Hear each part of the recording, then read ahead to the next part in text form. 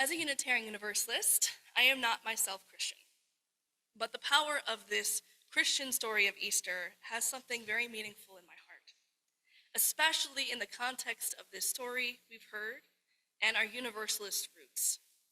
The story where death didn't have the final word, where life and love flourished instead, where we are invited to the miracle of life in the face of death. In the different gospel stories, there are different interactions around this moment of the tomb. There are some things that are the same. It's always empty, and it's always women. Women are always the first ministers. It's very interesting, isn't it? In every gospel story version, women are the ones who are first told to spread the message. Some of them are too scared to, some of them go on to. And of course, in some stories, Jesus comes later and shows up to other disciples or does other things.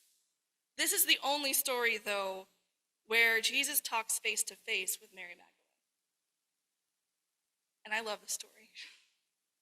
A woman overcome with grief comes to lay and bury her beloved.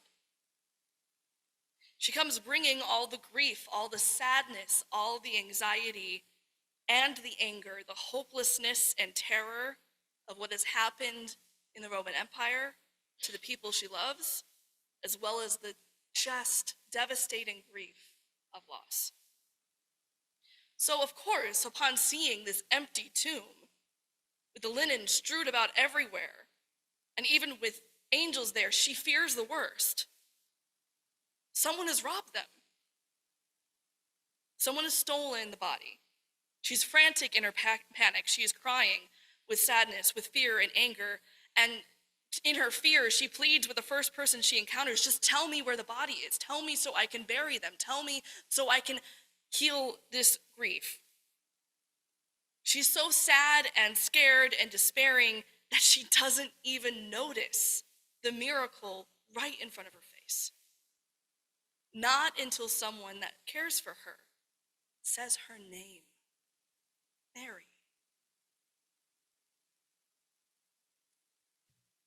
There are so many times in my life where I have let death-dealing ways of this world limit me, where I have been confined and clouded by the despair and hopelessness of life, feeling powerless and small against and amidst all my fears.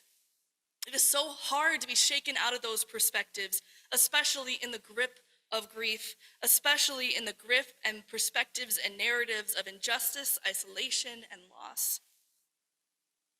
The grip that fear places on all of our hearts is a strong one. It makes it time to impossibly escape. But if we only feed the narratives that we are alone, that there is not enough, if we only support our limiting beliefs, we will not have an eye for miracles.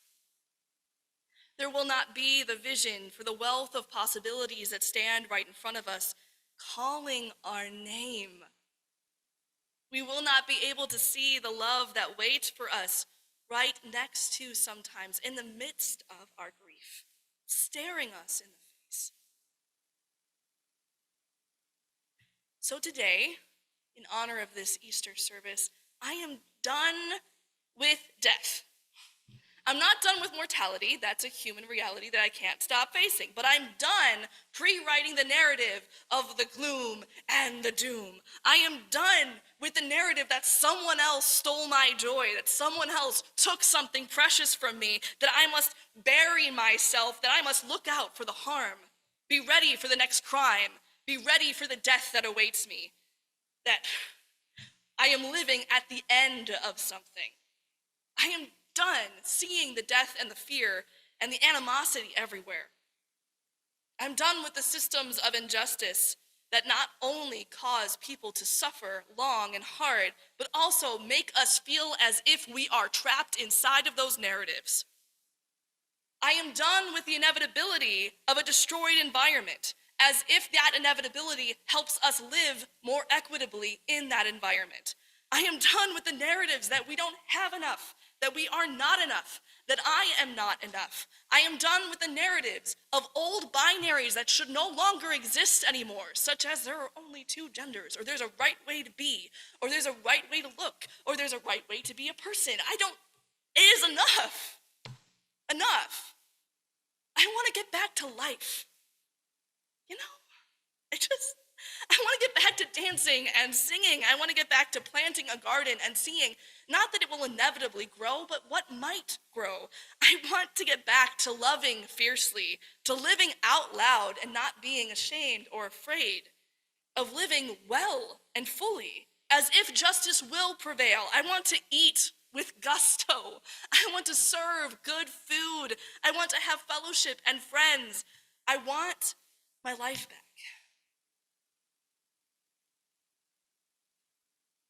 I understand why Mary is so overcome with grief, right? Of course. She just witnessed the terrible, terrifying loss of someone so close to her. It makes sense that she could only see anxiety. She could only predict the work. She could not believe that there might be another way or a different ending. But I don't want that for me. I don't want my spirit. I don't want this fellowship. I don't want any single one of you to believe that the ending is already written. I don't want you to live by the limitations others place on you, or that you might even place on yourself. I don't want you to live by the injustices that we have endured or that others have suffered or lived inside of. I want each and every one of us to have an eye for miracles, for the mystery of love and life that abounds among us. What we may think is dead is not gone.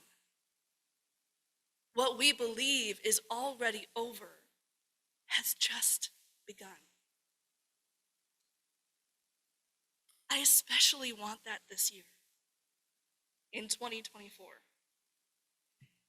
In our news cycle, in our ongoing international conflicts, in our national disasters, in an upcoming election cycle maybe, we will continue to see large changes and big challenges to our lives. And there are so many people, so many systems invested in having each and every one of us feel powerless, feel small, feeling afraid, feeling as if the ending has already been decided. But when we gather here together, we know something else. C.S. Lewis would say there is a deeper magic. We know that there is nothing, not even death, that can stop the power of embodied love. We can and we will change our lives and our world. It is inevitable. Life comes back. Life does. Love and life do find a way. So let's get back to it.